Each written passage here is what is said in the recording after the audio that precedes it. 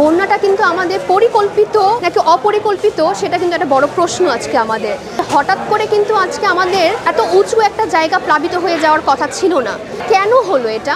বাঁধটা হঠাৎ করে তো খুলে যায়নি, বাঁধটাকে খুলে দেওয়া হয়েছে, এটা পরিকল্পিত ছিল। আজকে আমাদের যে কাজটা হচ্ছে কিসের সাহায্যের জন্য? বন্যার সাহায্যের জন্য।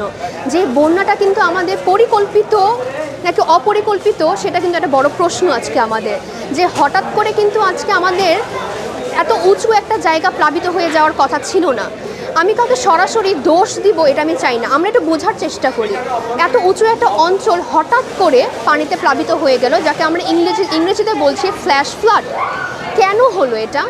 কোন একটা পানি এক জায়গা থেকে চলে আসে, কোথা থেকে চলে আসে? বাঁধটা খুলে দেওয়ার কারণে পানিটা চলে আসে।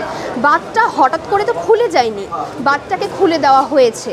এখন যারা খুলে দিয়েছে তারা আমাদেরকে মানে একটা ওয়ার্নিং দিতে পারতো যে আমরা বাঁধটা খুলে দিচ্ছি, হয়তো বা তাদের একটা ইমার্জেন্সি, সরকারের সাথে তারা কথা বলতে পারতো যে আমাদেরকে বাঁধটা খুলে দিতে হচ্ছে, ওই এরিয়ায় আপনারা মাইকিং করেন, মানুষজনকে সরিয়ে নিয়ে আসেন।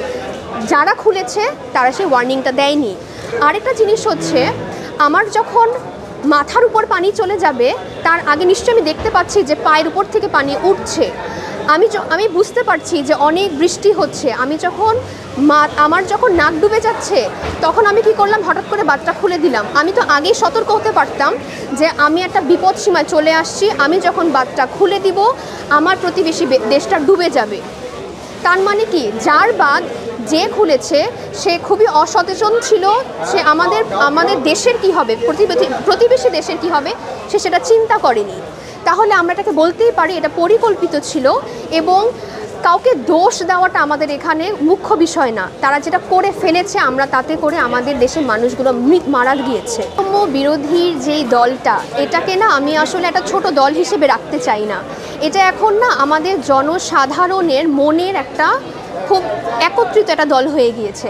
কিন্তু যদি বলি যে যারা হচ্ছে ডাকটা দিচ্ছে বা যারা হচ্ছে মেসেজটা পাঠাচ্ছে, এতে করে সাধারণ মানুষ যে যুক্ত হচ্ছে এবং স্বাধীনভাবে তারা একটা কিছু বলতে পারছে, স্বাধীনভাবে তারা অংশগ্রহণ করতে পারছে, তাদেরকে অংশগ্রহণ করার ক্ষেত্রে কোনো বাধার সম্মুখীন হতে হচ্ছে না, এটা আমাদেরকে একটা স্বস্তি দিচ্ছে যে আমরা যা চেয়েছি যে মানুষ স্বতঃস্ফূর্তভাবে চলাচল করতে পারবে, তাদের মত প্রকাশ করতে পারবে, একটা দুর্যোগের জন্য তারা যে এগিয়ে আসছে তাতে কোনো বাধার সম্মুখীন হতে হচ্ছে না, এটাই আমাদের কাছে সবথেকে বড় পাওয়া।